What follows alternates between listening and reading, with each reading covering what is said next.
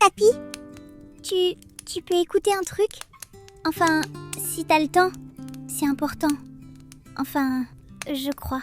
Oula, quand tu parles comme ça, c'est que t'as coincé un groin dans un problème. Allez, vide ton sac, mon marcassin.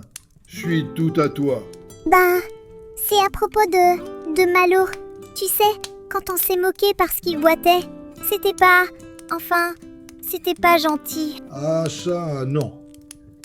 C'était même pas malin du tout. Mais tu le sais déjà, hein? Oui, et je voudrais l'inviter pour m'excuser. Enfin, si tu veux bien. Et si ça se fait. Et si... voilà. Ah, mon petit Noé, ça c'est une belle idée. Et tu sais quoi? Je suis fier de toi, très fier. Vraiment? Oh que oui. Mais avant d'inviter quelqu'un, il faut que Malo et sa maman soient d'accord. C'est important. On n'impose jamais une invitation, surtout quand on a blessé quelqu'un. Tu crois qu'ils voudront bien? Ça, c'est pas en tournant autour du pot que tu le sauras. Faut le dire avec ton cœur, pas avec un bavardage qui tourne en rond. Tu vas voir, quand c'est sincère, ça s'entend. Mais je suis pas trop douée pour parler juste. Tu n'es pas le seul, tu sais. Je vais vous raconter l'histoire d'un pic-vert qui faisait tellement de bruit qu'il n'a pas entendu qu'il réveillait un nid de guêpes. Lui non plus, il savait pas parler au bon moment. Résultat, il a fini par courir plus vite que le vent. Et tu vas nous la raconter quand? Oh, ça, on verra. Tu sais, la vie est pleine de surprises. C'est quoi? Si je te le dis maintenant, c'est plus une surprise, non? Zoé, Léo, venez vite. Papy a une surprise. Ah, les marcassins, toujours prêts à courir avant d'avoir compris où aller. Papy, elle a dit oui. La maman de Malo a dit oui. Ah, ça c'est une bonne nouvelle, mon petit.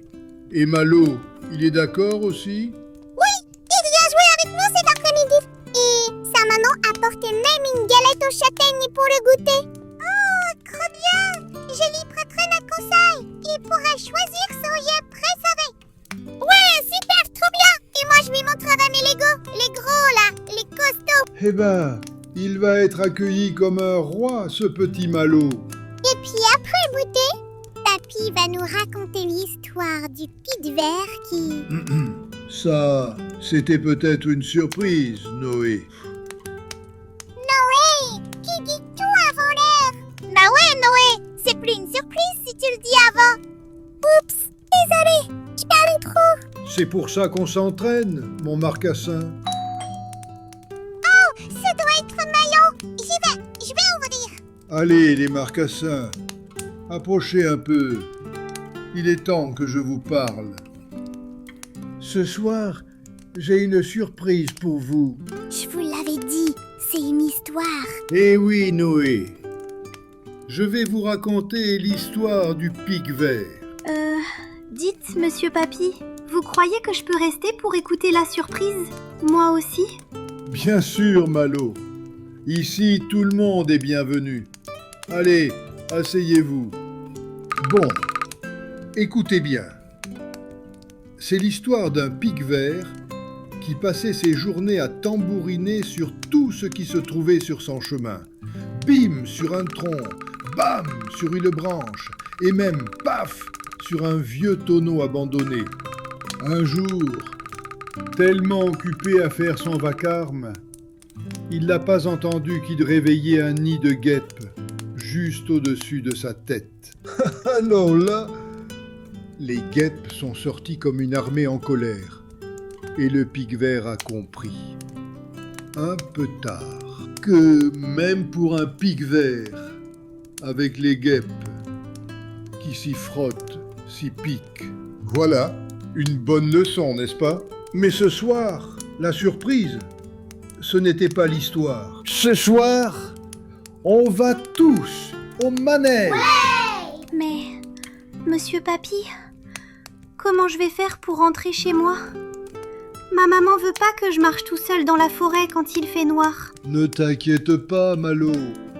Tu viens avec nous sur les manèges, bien sûr. Et au retour, tu dormiras ici. Ta maman vient d'apporter ton pyjama. Attends, Malo, on va t'aider à te relever. Voilà, comme ça, tous ensemble. Wow, papy, c'est la meilleure surprise du monde.